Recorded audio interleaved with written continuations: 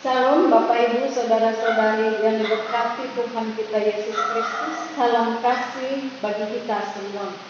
Pada hari ini saudaraku, hari Rabu tanggal 21 Oktober 2020 dalam ibadah keluarga, pembacaan kita sesuai dengan sabda bina umat dari kitab Ibrani pasal 4 ayat 14 hingga ayatnya yang ke-16. Namun untuk itu sebelum kita membaca dan merenungkannya, mari kita berdoa. Allah Bapa Surgawi, kami bersyukur padamu ya Allah, karena penyertaan Tuhan di dalam kehidupan kami. Dan pada saat ini ya Tuhan, kami akan membaca dan merenungkan firman Tuhan. Berilah kiranya Roh Kudus-Mu bagi kami, supaya kami bisa mengerti firman yang kami baca dan renungkan ini. Dan firman ini bisa kami lakukan di dalam hidup kami. Bersabdalah kepada kami ya Tuhan, karena kami telah siap mendengarkan. Demi Yesus Kristus firman yang hidup kami berdoa. Amin. Mari saudaraku yang terkasih, kita membaca kitab Ibrani pasal 4 ayat 14 hingga ayatnya yang ke-16 yang menyatakan, karena kita sekarang mempunyai imam besar agung yang telah melintasi semua langit, yaitu Yesus anak Allah. Baiklah kita teguh berpegang pada pengakuan iman kita. Sebab imam besar yang kita punya bukanlah imam besar yang tidak dapat turut merasakan kelemahan-kelemahan kita.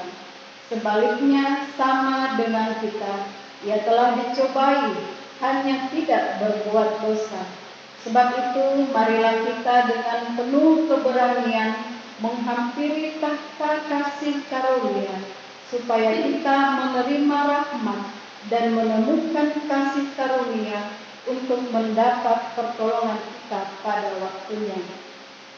Demikian pembacaan Alkitab saudaraku. Berbahagialah bagi setiap orang yang mendengarkan firman Tuhan dan melakukannya dalam hidup sehari-hari. Terpujilah Tuhan Yesus Kristus. Haleluya. Saudara-saudari yang dikasihi Tuhan, penulis kitab Ibrani banyak menyinggung tentang Yesus sebagai imam besar. Sebelumnya, dia menyebut Yesus sebagai imam besar yang menaruh belas kasihan dan setia. Sebutan imam besar saudara dengan huruf kapital yang ditujukan kepada Yesus dalam kitab ini secara keseluruhan. Apabila kita membaca keseluruhan kitab Ibrani, ada muncul sebanyak 16 kali. Walaupun topik ini dibahas di berbagai di berbagai tempat di kitab Ibrani ini, namun kali ini kita hanya menyoroti pasal 4 ayat 14 sampai 16 tadi. Nah, saudaraku yang dikasihi Tuhan, dikatakan di sana bahwa ia melintasi semua langit, melampaui seluruh ciptaan, zaman dan kerajaan. Yesus saudara tidak dibatasi oleh ruang dan waktu. Ia sebagai imam besar tidak terus-menerus mengorbankan atau mempersembahkan korban. Sebelum Yesus, imam besar mempersembahkan korban di bait suci sekali dalam setahun. Namun Yesus di sini melintasi waktu. Saudaraku, dikatakan bahwa kita harus berpegang teguh pada pengakuan iman kita, yaitu pengakuan akan siapa Yesus, siapa diri Yesus itu. Kita bisa berdoa secara sederhana, saudara. Namun Tuhan Yesus tahu isi hati kita yang terdalam. Maka dari itu, kita tidak boleh berdoa dengan bertele-tele. Dalam zaman perjanjian lama, orang-orang tidak boleh dengan sembarangan menghampiri tahta Tuhan. Ruang maha Maha Suci dan ruang suci bukan tempat yang boleh dimasuki sembarangan orang. Resiko masuk ke ruangan itu adalah kematian. Imam besar sekalipun, saudara, jika tidak mengikuti peraturan dari Tuhan, lalu masuk ke bait suci, maka juga akan mati. Di sana kita belajar bahwa kesucian Tuhan tidak boleh dipermainkan. Yesus sudah mati bagi kita. Maka kita memiliki keberanian untuk berdoa. Keberanian itu adalah suatu terobosan iman. Dan keberanian itu mendatangkan berkat bagi kita. Kita menerima rahmat dan kasih karunia dalam pertolongan Tuhan bagi kita. Nah, sekarang kita membahas tentang imam, Yesus sebagai imam besar. Apa artinya imam? Nah, apa artinya imam itu, saudara? Kita bisa melihat di dalam Kejadian 14. Di sana dituliskan, Abraham memberikan persepuluhan kepada imam Allah yang maha tinggi, yaitu Melkisedek. Melkisedek ini apabila kita membaca di keseluruhan Alkitab mulai dari Perjanjian Lama hingga Perjanjian Baru, kelahiran dan kematiannya tidak pernah dicatat, Bapak Ibu. Ini menunjukkan bahwa Melkisedek adalah tipologi Mesias dalam Perjanjian Lama. Seorang imam adalah orang yang dikhususkan oleh Tuhan untuk melayani manusia datang kepada Allah. Nah, jadi dalam Perjanjian Lama, jika orang berdosa mau bertemu dengan Allah yang suci, maka tidak boleh dengan sembarangan. Ada titik temu, saudara. Titik temu yaitu melalui imam tadi. Abraham dengan jelas mengakui Melkisedek sebagai imam. Dalam bangsa Israel, imam berasal dari suku Lewi. Imam bertugas untuk melayani manusia yang akan berhadapan dengan Allah yang Maha Suci. Imam melakukan pelayanan pendamaian. Imam juga meminta penyertaan Tuhan dan memberikan korban kepada Allah. Imam juga adalah orang yang memimpin acara korban bakaran di ruang Maha Suci sekali setahun dan setiap hari di pelataran bait Allah. Saudaraku yang dikasihi Tuhan kita Yesus Kristus, ada beberapa jenis korban yang dipersembahkan kepada Allah lewat imam. Di dalam pembacaan kita pada sore hari ini dikatakan Yesus sebagai imam besar. Mengapa Yesus disebut sebagai imam besar? Mengapa ia berdoa kepada Allah, saudaraku? Jikalau Yesus adalah Allah, mengapa ia berdoa kepada Allah Bapa? Nah, dalam 1 Timotius 2 ayat 5 dikatakan bahwa Yesus adalah pengantara kita. Dari kekekalan, Yesus sudah memiliki relasi dengan Allah Bapa dan Allah Roh Kudus. Sebagai manusia, saudaraku, Yesus berdoa dan menunjukkan dirinya bergantung pada Allah Bapa. Ia taat sepenuhnya kepada Allah juga di dalam doa. Ia hidup sinkron dengan visi dan misi Tuhan. Doanya, saudaraku, menunjukkan bahwa ia 100% manusia. Mengapa Yesus disebut sebagai imam besar? Itu pertanyaan kita tadi. Ia mengorbankan dirinya sendiri. Ia mengorbankan darahnya sendiri. Apabila kita membaca di Ibrani pasal 7 ayat 26 hingga 27. Di sana dikatakan, sebab imam besar yang demikianlah yang kita perlukan, yaitu yang saleh, tanpa salah, tanpa noda. yang terpisah dari orang-orang berdosa dan lebih tinggi daripada tingkat-tingkat surga, yang tidak seperti imam-imam besar lain, yang setiap hari harus mempersembahkan korban untuk dosanya sendiri, dan sesudah itu barulah untuk dosa umatnya. Sebab hal itu telah dilakukannya satu kali untuk selama-lamanya, ketika ia mempersembahkan dirinya sendiri sebagai korban. Nah, Bapak Ibu, Saudara yang dikasihi Tuhan, orang-orang Lewi mempersembahkan hewan dan darah hewan itu kepada Allah. Namun Yesus di sini, Yesus mempersembahkan dirinya sendiri. Perjamuan Yesus, perjamuan kudus itu menyatakan bahwa Yesus mencurahkan darahnya untuk menebus kita manusia. Di sana ada kebenaran tentang Yesus sebagai imam besar. Roti itu pun saudara, roti itu tentang tubuhnya. Ketika Yesus mengorbankan dirinya sendiri, kita mengetahui bahwa ia adalah imam yang aktif dan mengerti kesulitan kita. Karena Yesus sudah mengalami terlebih dahulu kesulitan-kesulitan yang akan kita alami di dunia ini. Tuhan Yesus memberikan damai sejahtera dengan membebaskan kita dari dosa-dosa kita. Ketika kita, saudara, mengalami kesulitan hidup, kita harus mengingat bahwa Tuhan bukan sedang jahat terhadap kita.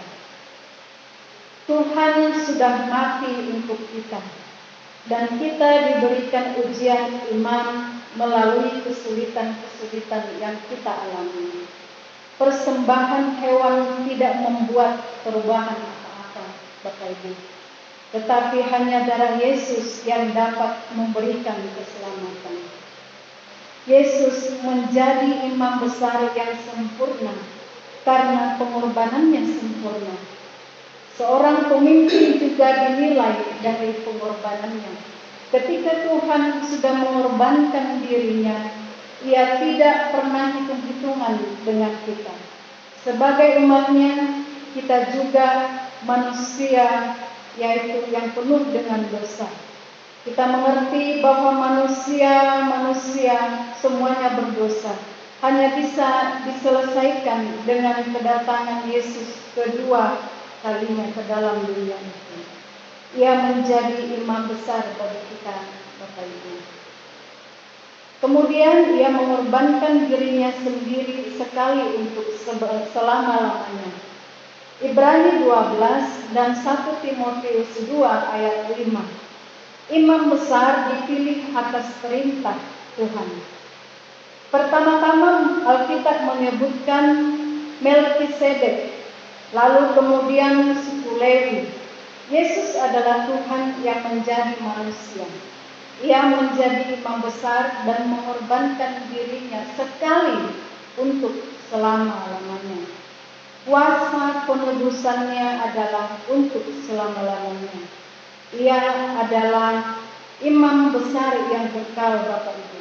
Ia datang dalam kesementaraan waktu, namun kuasanya kekal. Dan ia adalah Allah yang kekal, yang tidak dibatasi oleh ruang dan waktu. Saudaraku, Bapak Ibu yang diberkati Tuhan kita Yesus Kristus, ia memberikan hidup yang kekal. Penebusannya begitu efek dan tidak perlu dilakukan berkali-kali. Di sini kita belajar untuk berkorban. Karena Tuhan sudah memberikan korban yang sempurna bagi kita. Kita harus berani mengorbankan diri kita sendiri dan bukan mengorbankan orang lain. Pengorbanan Yesus, saudara, adalah untuk menyempurnakan kita umat manusia. Ia sudah mati untuk dosa-dosa kita. Maka hidup kita adalah hidup yang meninggalkan dosa. Ia menjadi imam besar dari kekekalan untuk menderita dan mati bagi umatnya. Ibrani 2 ayat 9. Ketika kita membaca pasal-pasal kitab Ibrani, Bapak Ibu, kita akan lebih mengerti bagian ini. Misi Yesus adalah dari sejak kekekalan, misi itu tiada perlu dukungan pemerintah. Tidak perlu ada di situ dukungan pemimpin agama dan politik. Seluruh misi itu dijalani Yesus dari nol sampai semuanya terjadi. Tidak ada kuasa manusia yang diandalkan dalam misi tersebut. Kita harus memiliki semangat ini dalam menjalankan misi visi hidup kita. Kita bergantung pada Tuhan dalam melaksanakan panggilan bagi kita. Diberkatilah orang yang mengandalkan Tuhan, yang menaruh harapannya pada Tuhan. Yeremia 17 ayat 7 berkata demikian. Nah, saudaraku, misi penyelamatan adalah sepenuhnya dari kuasa Tuhan. Sudahkah kita mengerti misi yang Tuhan berikan kepada kita setiap masing-masing kita? Misi itu harus menjadi tujuan dan penggerak kita. Mengerti pergumulan manusia, umat manusia, dan peduli pada umatnya. Itu adalah misi dari Tuhan Yesus Kristus sebagai Yesus dan Imam besar yang maha hadir di dunia, yang maha tahu dan maha kuasa. Ia adalah manusia 100%, namun tidak pernah berbuat dosa. Ia pernah mengalami penderitaan yang hebat, namun tidak membuatnya berdosa. Ia adalah penebus yang maha suci. Ia telah merasakan lapar. Ia pernah merasakan haus, bahkan merasakan lelah. Ia juga pernah dipukul dan disakiti. Namun di dalam semua itu ia tidak berdosa. Semua itu ia lakukan dan ia mengerti apa yang kita lalui. Jadi kita tidak bisa bertanya, mengapa engkau tidak mengerti? Dikala kita mengalami suatu pencobaan yang menurut kita sangat berat, terkadang kita bertanya, di manakah Tuhan? Mengapa engkau memberikan begitu berat beban di dalam kehidupanku? Saudaraku yang dikasihi dan yang diberkati Tuhan, Ia sangat mengerti kita. Tuhan sangat mengerti kita. Maka kita tidak perlu meragukannya. Tuhan senantiasa bersama-sama dengan kita.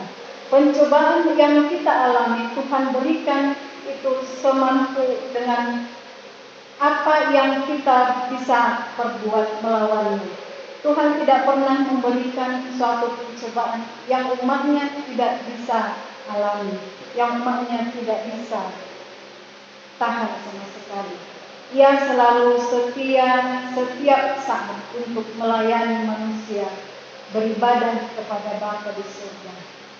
Maka dari itu, Bapak Ibu, saudara-saudari, kita memiliki keberanian untuk menghampiri tahta Allah. Kita pasti akan mendapatkan rahmat, kasih karunia dan penyertaan-Nya. Hikmat dalam firman Tuhan membuat kita menjadi orang-orang yang berhikmat dalam menggenapkan kehendak-Nya. Kita harus meminta kekuatan dari-Nya, karena kita adalah manusia-manusia yang terbatas. Kita bukanlah sumber apapun, saudara. Sumber dari segala yang baik adalah Tuhan. Segala hal yang kita bisa capai adalah anugerah Tuhan, dan itu semua ada dalam kedaulatan Tuhan.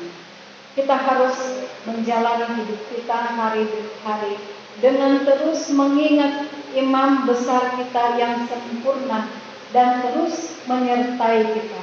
Tuhan Yesus bersyafaat bagi kita agar iman kita senantiasa terpelihara. Amin. Mari kita berdoa. Ya Bapa yang baik, terima kasih Tuhan, kami mengucap syukur atas anugerah yang luar biasa. Saat ini kami boleh membaca dan merenungkan kebenaran firman-Mu. Kami percaya Engkau ya dan amin. Berkati kami selalu, demi Yesus Kristus kami berdoa. Amin.